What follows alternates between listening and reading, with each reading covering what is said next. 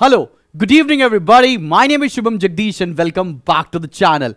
Yes, I am back after the Diwali break and अब ये सबसे इंपॉर्टेंट वीडियो है. वाई? बिकॉज बहुत सारे स्कूल्स में 2024-25 बैच के 12th स्टूडेंट्स का प्रैक्टिकल्स और वाइवा शुरू होने जा रहा है from 12th of November.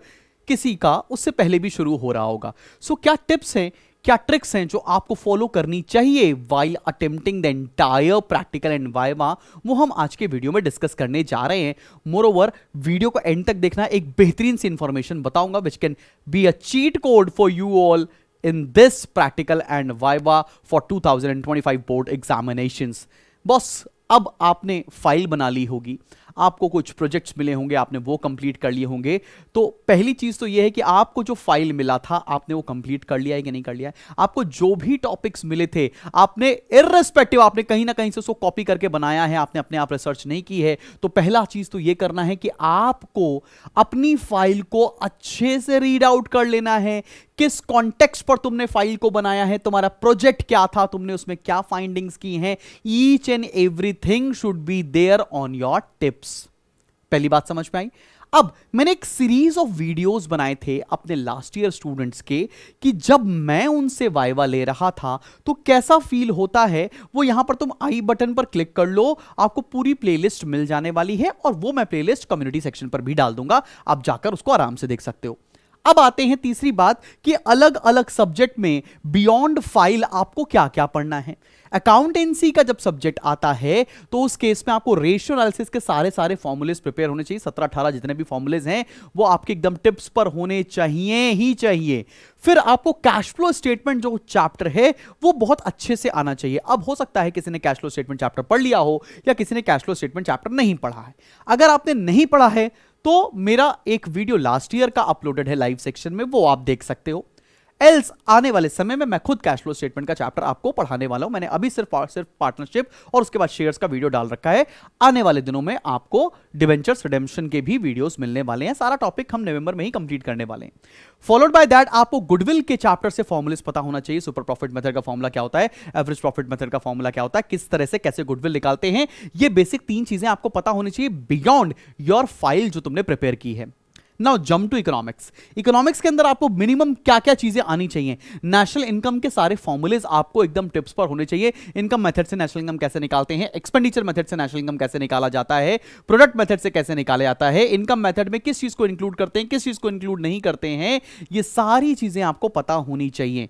Moving ahead, chapter number 12 जो थ्योरी ऑफ इनकम एम्प्लॉयमेंट है, इसके सारे फॉर्मूलेज आपके टिप के ऊपर होने चाहिए. इसके सारे रिलेशनशिप्स आपको पता होने चाहिए कि इन्वेस्टमेंट मल्टीप्लायर के का फॉर्मूला क्या होता है, एपीसी का फॉर्मूला क्या होता है, अलजेब्रिक प्रेजेंटेशन क्या होती है एंड ये सारी चीजें आपको एकदम टिप्स पे होनी चाहिए. मोर और लेस मैं ये कहना चाह रहा हूं. आगे आपको मनी एंड बैंकिंग से बैंकिंग चैप्टर में आप पता होना चाहिए सेंट्रल बैंक के और कमर्शियल बैंक के फंक्शंस क्या होने वाले हैं.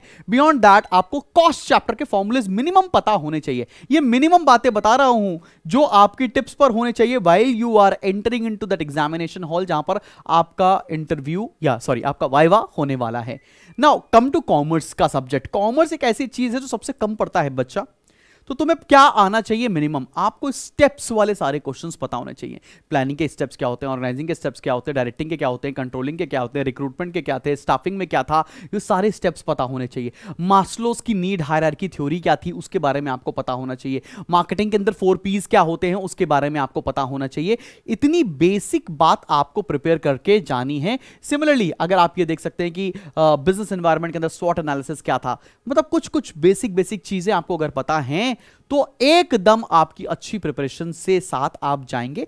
बहुत डिफिकल्ट नहीं होता है वाइवा. मोर और लेस मैक्सिमम बच्चों को अच्छा स्कोर मिलता है in this viva and practicals. Keeping in mind आपने फाइल बनाई हो, आपने वाइवा में डिसेंट लेवल पर आंसर्स दिए हो, आपको बहुत बेहतरीन मार्क्स मिल जाएंगे. इसलिए बहुत ज्यादा इस चीज के लिए परेशान नहीं होना है. जितनी चीजें मैंने बताई हैं वो आपको पता होनी चाहिए.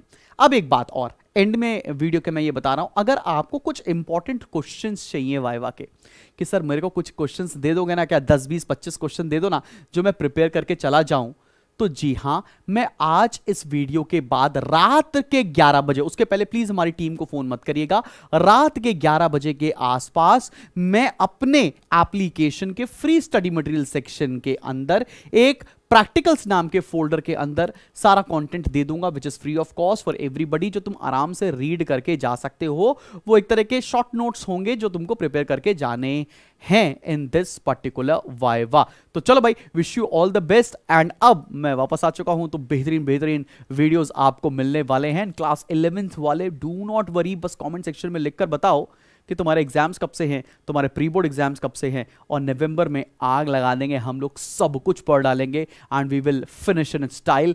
एंड बहुत सारे अपडेट्स इस महीने आते हैं और आपको मिलने वाले हैं। There are lots of things which I have planned for you all. So wish you all the best. मिलते हैं हम सभी लोग नेक्स्ट वीडियो में। Till then keep smiling and keep learning.